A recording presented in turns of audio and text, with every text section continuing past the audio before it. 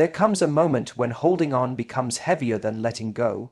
You replay the conversations, the promises, the moments you thought were real, but deep down, you know they no longer serve you. Erasing him from your life isn't about pretending the past never happened. It's about reclaiming your present and refusing to let yesterday's pain control tomorrow's joy. No regret because you gave what you had to give. No return because you know your future has no space for someone who couldn't value you. This is about building strength so unshakable that his memory fades into nothing more than a lesson, and you walk forward lighter, freer, and finally at peace.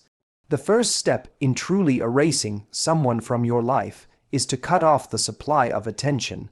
Attention is a form of energy, and where your energy goes, your emotions follow. Every time you look at his profile, reread old messages, or even sit there thinking about how things could have been, you are feeding the connection. It's like watering a plant you don't want anymore, no matter how much you say you're done. If you keep giving it water, it's going to grow. Erasing him isn't just about not seeing him in person. It's about refusing to give him your mental and emotional space. Because even silence, when it's filled with obsession, is still attention. Think of it this way: when someone leaves your life, they don't leave completely until you stop chasing the ghost of them.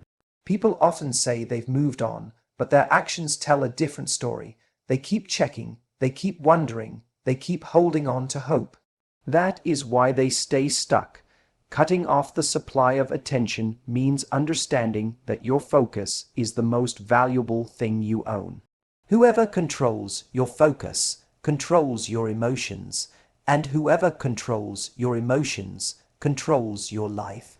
The moment you decide to take back that focus, you begin to reclaim yourself. What does this look like in practice? It means no more late night scrolling through his social media, trying to decode his posts. It means deleting his number, not so you can send a dramatic signal, but so you aren't tempted to reach out in a moment of weakness. It means taking the pictures off your phone or moving them to a hidden folder where you won't stumble across them when you're trying to enjoy your day.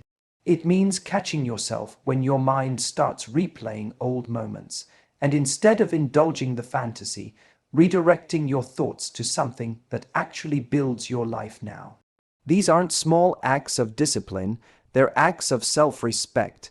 Cutting off attention also forces you to sit with the reality of who he was, not the illusion of who you wished he could be. Because when you're constantly giving attention, you're often feeding the fantasy version of him. You're keeping alive the idea that maybe he'll change, maybe he'll come back, maybe things will somehow be different. But attention is like oxygen to that fantasy. It breathes life into it. The moment you starve it, the illusion starts to collapse and you begin to see clearly. That clarity might hurt at first, but it's the kind of pain that frees you. There's also power in realizing that attention is a reward. People who don't deserve a place in your life shouldn't get the reward of your thoughts, your energy, or your time. When you catch yourself dwelling on him, ask yourself, why should someone who didn't value me get to occupy my mind even after he's gone? Why should he be allowed to steal any more of my peace? That's when you remind yourself that attention is currency, and you don't spend currency on things that don't give you value in return. The truth is, he doesn't lose power when he walks away. He loses power when you stop caring. That's the difference. You can't erase someone just by saying you're over them.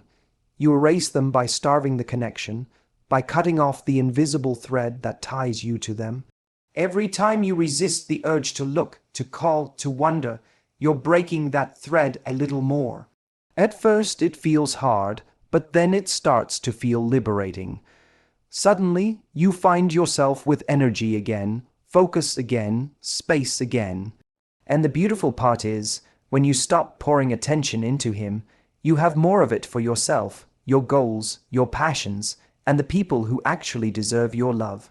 Erasing him isn't one big act, it's 1,000 small choices, where you refuse to feed the connection. And every time you do, you step closer to freedom. It's not about punishment, it's not about proving anything, it's simply about taking back the most powerful thing you have, your attention. Because once you stop giving it, he really does stop existing in your world, and that's when erasing him becomes real. What keeps so many people trapped in the cycle of missing someone is not always the reality of who that person was, but the fantasy version they created in their head. When you think about erasing him, the hardest part isn't letting go of the actual man. It's letting go of the image you built of him. The could have been, the maybe someday. The highlights reel of moments when he seemed perfect. That fantasy can feel intoxicating because it's not weighed down by flaws, disappointments, or the ways he failed you. It's the glossy projection of who you thought he was, or who you hoped he might become. The truth, however, is that holding on to this fantasy keeps you locked in the past and stops you from seeing the reality that's right in front of you. The mind loves to edit the past. It conveniently cuts out the pain, the broken promises, the nights you felt alone even when he was next to you. Instead, it replays the laughter, the passion, the butterflies. That's why forgetting him feels so impossible. You're not trying to forget him. You're trying to forget the dream version of him that never truly existed.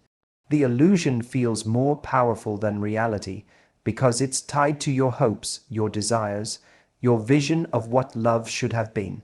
But here's the thing, fantasies don't hug you at night. Fantasies don't respect you in an argument. Fantasies don't commit to a future. Fantasies are just air, and they disappear the second you stop giving them life. Releasing the fantasy version of him means looking at him with clear eyes, not the eyes of someone who's still hoping, but the eyes of someone who's ready to see the truth. Who was he really when you needed him most? Did he show up consistently? Did he respect you when it mattered? Did he live up to the values you hold for yourself? These are the questions that strip away the illusion and leave you with reality. When you measure the fantasy against the facts, you begin to see the cracks. You begin to see that the version of him you loved was built in your imagination, not in your experience. It also requires admitting that you were in love with potential. Potential is a dangerous drug. It makes you believe you're seeing the future, but really you're just clinging to possibility.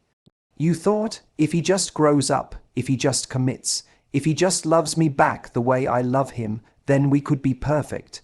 But relationships aren't built on if, they're built on actions. And actions always tell the truth. Erasing him means erasing the if and acknowledging the is. What is he showing you? Who is he right now? And the reality is, who he is right now isn't enough for the life you want. This isn't about bitterness, it's about clarity. You don't have to hate him to let go of the fantasy. You just have to decide that you deserve a love that exists in reality, not just in your head. Because the moment you stop chasing the fantasy, you create space for someone real to show up. Someone who doesn't just give you butterflies when it's convenient, but gives you consistency, security, and love that you can actually lean on. It's tempting to hold on to the fantasy because it feels safer than starting over.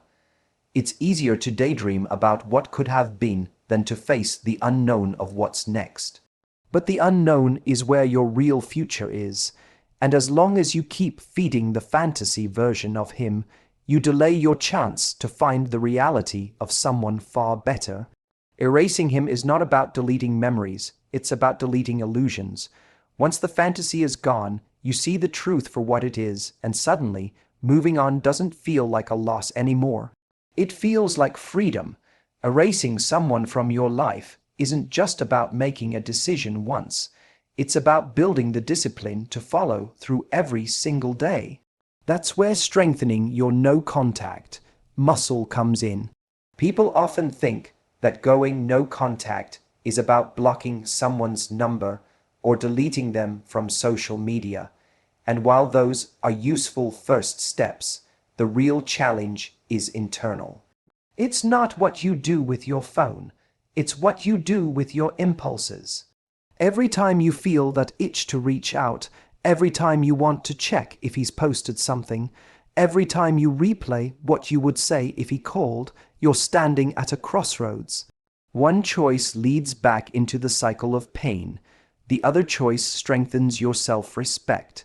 No contact is like a muscle because it doesn't grow strong overnight. At first, it feels almost impossible. The urge to reach out can feel overwhelming, like a physical craving. You might tell yourself that just one message won't hurt, just one look at his page won't set you back. But every time you give in, you teach yourself that your feelings are in control of you instead of the other way around. Every time you resist, even for a moment, you build a little more strength. Like lifting weights, it's the repetition that makes the muscle grow. The more you practice holding back, the more natural it becomes until one day the urge to reach out barely exists at all. The key to building this muscle is reframing the urge. Instead of seeing it as proof that you're weak or that you haven't moved on, see it as an opportunity. Each time you feel the pull to break no contact, you've been handed a chance to choose yourself instead. That's the real victory. It's not that you never think about him again. It's that when you do, you respond differently. You stop letting the thought dictate your behavior. You acknowledge it, you let it pass, and you put your energy into something that actually adds value to your life. That's how self-respect grows, not in the absence of temptation, but in how you handle it when it shows up. Another important part of strengthening this muscle is preparation. You have to know your triggers. Maybe it's scrolling late at night when you're lonely. Maybe it's hearing a song that reminds you of him. Maybe it's going past the places you used to go together. These things are like weights at the gym. You can't avoid them forever, but you can prepare for how you'll handle them. If you know that certain songs set you off, create a new playlist that fills you with energy and strength. If you know you get weak when you're tired or upset, have a plan, call a friend, write in your journal, or dive into something productive. The point isn't to avoid the triggers forever, but to train yourself to respond in ways that build you up rather than tear you down. Every time you resist breaking no contact, you remind yourself of who you are and what you deserve. You stop sending the message to yourself that his attention, his response, his existence is more important than your peace. Instead, you reinforce the belief that your peace matters more than any temporary relief. That's why no contact isn't punishment, it's protection. It's you protecting your heart from being reopened by someone who already showed you they couldn't care for it. It's you saying, "I'm worth more than this cycle, and I will not return to it." Over time, the strength you build from no contact extends beyond just this relationship. It seeps into other areas of your life. You become better at saying no when something doesn't serve you. You become stronger at resisting old habits that don't align with your values. You start to trust yourself more because you've proven that you can handle the hard moments without breaking. And that trust is priceless. It means you no longer need closure from him, validation from him, or attention from him. You've already given yourself the one thing he couldn't: respect. The beauty of strengthening this muscle is that it eventually makes erasing him natural. At first, you're forcing yourself not to reach out, but eventually you stop feeling the need to. The absence no longer feels like a punishment, it feels like freedom. And that's when you know you've truly erased him from your life, because he no longer has the power to pull you back. You've built strength that no one can take away. You cannot erase someone from your life if deep down you still believe they were the best you'll ever have. That thought alone is what keeps people tethered to relationships that are long over, replaying memories and wondering if they've lost their one chance at love. Anchoring yourself in self, worth is the antidote, because when you truly believe in your value, you no longer measure yourself by how much someone else could or couldn't see it. You stop asking, "Why wasn't I enough for him?" and start realizing, "He wasn't enough for me." That shift in perspective changes everything. So many people get stuck because they confuse rejection with worth. They think that because someone walked away, it must mean they weren't lovable enough, interesting enough, beautiful enough. But rejection doesn't define your worth. It only reflects someone else's limitations. Self-worth means knowing that your value doesn't rise and fall based on who chooses you. It's constant, it's steady, it's not negotiable. And when you anchor yourself in that truth, forgetting someone becomes easier. Not because the memories disappear overnight, but because you refuse to let those memories convince you that you lost something irreplaceable. Anchoring in self-worth also forces you to take inventory of the relationship for what it really was. Did he actually give you the kind of love you want long term? Did he treat you in a way that aligned with the respect you deserve? When you're anchored, you can look at the past without rose-colored glasses. You stop glamorizing the few good moments and instead weigh the relationship against your standards. And suddenly, the story changes. It's no longer about losing the love of your life. It's about walking away from someone who couldn't rise to meet your value. Another part of self-worth is recognizing abundance. Believing he was the best you'll ever have is rooted in scarcity, the idea that love is rare and you'll never find it again.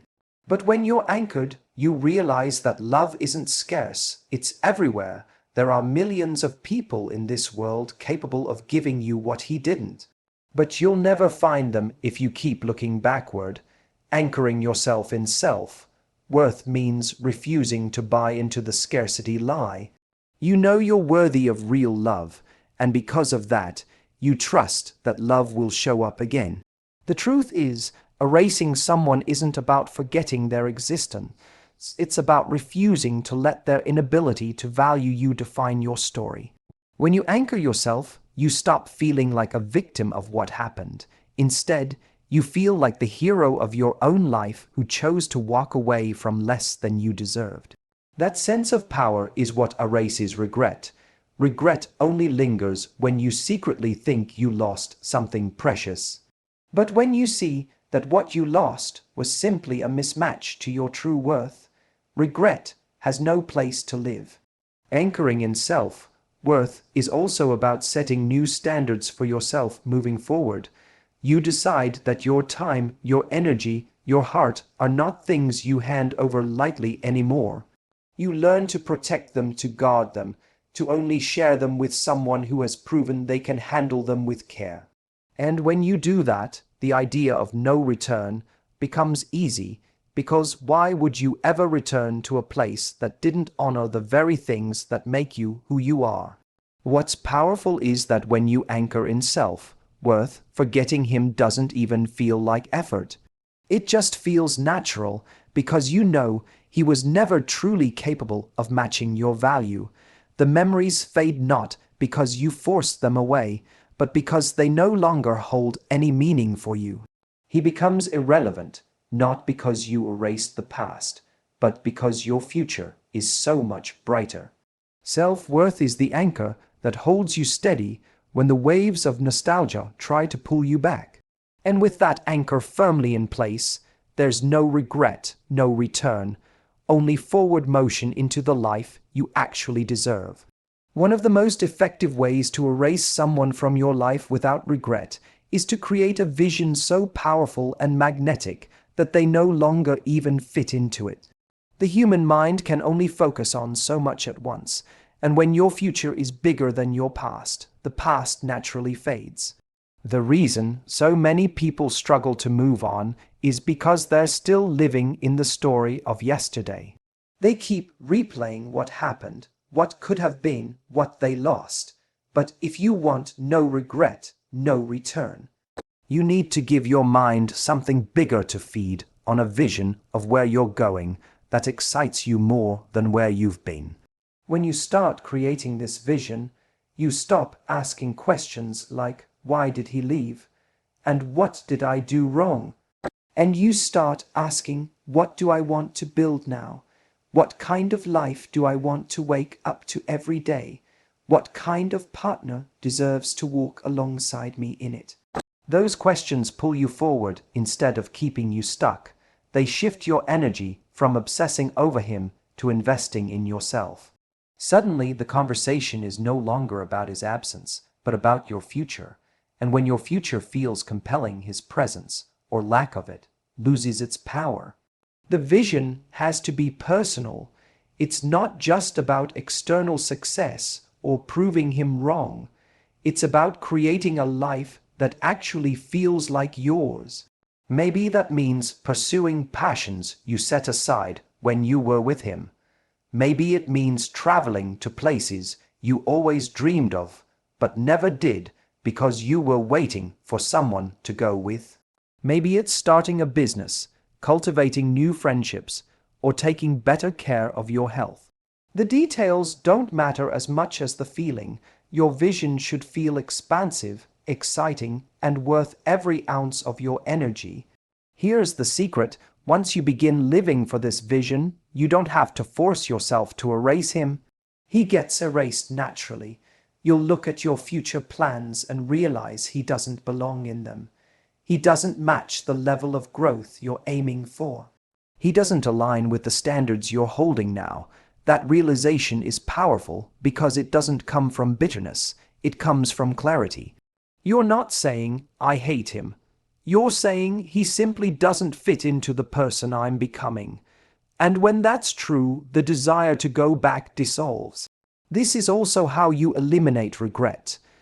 People regret relationships when they feel like they wasted time, when they think they'll never get that love back. But when you're building a vision so big that it makes your past look small, you don't see wasted time, you see training. You see the relationship as part of the process that prepared you for the life you're creating now. You realize that every tear, every mistake, every moment of pain became fuel for the strength you're now using to build something better. Regret can't survive when you believe your best days are ahead, not behind, and this is why creating a vision is essential for no return. If your future is exciting, why would you ever go back to the past? If you're building a life that lights you up, why would you reopen a chapter that dimmed your light? It's not about blocking him anymore. It's about being so deeply invested in your own growth that going back doesn't even make sense.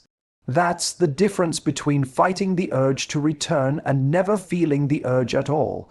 Erasing him becomes easy when your life is filled with purpose. He becomes irrelevant not because you're forcing yourself to forget, but because your new life is too full for him to matter. And when you live that way, you're not just erasing someone, you're rewriting the entire story of who you are. You're no longer the person clinging to the past. You're the person creating a future that no one else can take from you. And in that future, regret doesn't exist, and return isn't even an option. Erasing someone from your life doesn't mean erasing every memory or pretending nothing happened. It means closing the door in a way that gives you peace, not bitterness. Many people make the mistake of trying to forget through anger. They rehearse all the things that went wrong. They replay the arguments. They tell themselves over and over that he was the worst. And while that can feel empowering in the moment, it doesn't bring closure. Bitterness keeps the wound open because it ties your emotions to him. Every time you dwell on the anger, you're still giving him a place in your story. The real way to move forward is to close the door with gratitude, not resentment. Gratitude doesn't mean approving of his behavior or pretending he didn't hurt you. It means choosing to see the lessons, the growth, and the strength that came out of the experience. Maybe you learned how resilient you are. Maybe you realized what kind of treatment you will never again accept. Maybe you discovered the power of walking away. Whatever the lesson, gratitude reframes the story. Instead of thinking he ruined me, You start to think that experience built me. And that shift matters, because when you see yourself as built rather than broken, you stop looking back with regret. Bitterness makes you hold the door open just a little, waiting for the chance to prove him wrong, to make him see what he lost. But gratitude closes it completely. Gratitude says, I got what I needed from that chapter, and I don't need to revisit it. This mindset is what makes no regret, no return possible. You don't regret because you see the value in the journey. You don't return because you understand that the lesson has already been delivered. To go back would be like rereading a book when you already know how it ends.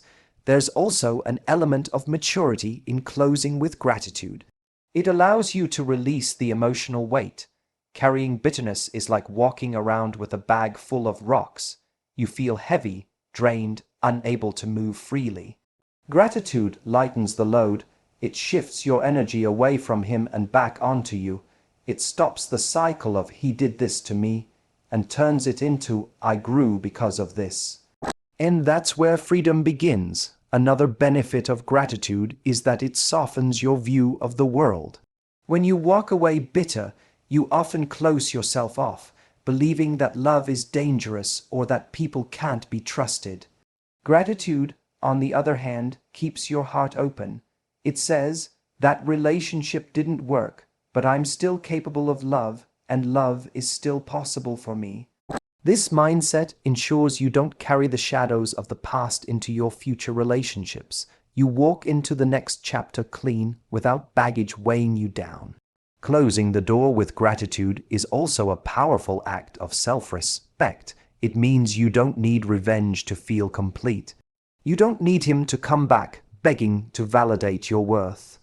You don't need to keep rehearsing the pain to remind yourself why you left. You've already validated your own worth by leaving, and you've already gained wisdom from the experience. That's enough. Gratitude is the quiet confidence that says, I'm okay now, and I don't need to look back. In time, gratitude even transforms the memory of him. Instead of being the person who broke you, he becomes the person who taught you. Instead of being the one who made you suffer, he becomes the catalyst for your growth. And when that shift happens, the emotional attachment dissolves. You no longer feel the sting when his name comes up. You no longer feel the urge to check what he's doing. He becomes just another part of your past, not an anchor holding you down. That's the beauty of closing with gratitude. It doesn't erase the past, but it takes away its power to hurt you. You acknowledge it, you take the gift from it, and then you shut the door knowing you don't need to open it again. No regret because you took the lesson, no return because you've outgrown the chapter. Gratitude turns what could have been a wound into wisdom, and that wisdom is what carries you forward lighter, freer, and ready for something greater. When you decide to erase someone from your life, it's not about pretending they never existed or pretending you were never hurt. It's about reclaiming the energy you've been pouring into the past and redirecting it into the life that's waiting for you. It's about starving the connection of attention, dismantling the fantasy, building the strength to stay no contact, anchoring yourself in unshakable self-worth, creating a vision too big for him to fit into, and finally closing the door with gratitude so the past no longer holds you hostage. That is how you ensure no regret and no return. The truth is, you don't need closure from him. You give it to yourself the moment you choose peace over pain, clarity over illusion, and self-respect over longing. And the beautiful part is, once he is erased, you no longer carry the weight of him into your future. You walk lighter, you walk freer. You walk into a life where you no longer ask why he couldn't see your value, because you know your value has never depended on his vision. Erasing him is not about loss, it's about liberation. It's about stepping into a future where the only people who get a place in your life are the ones who prove, through their actions, that they deserve it. And when you live this way, regret has no place. And return isn't even an option. Because you're too busy moving forward, too busy becoming the person you were always meant to be, and too busy living a life so fulfilling that the past simply doesn't matter anymore.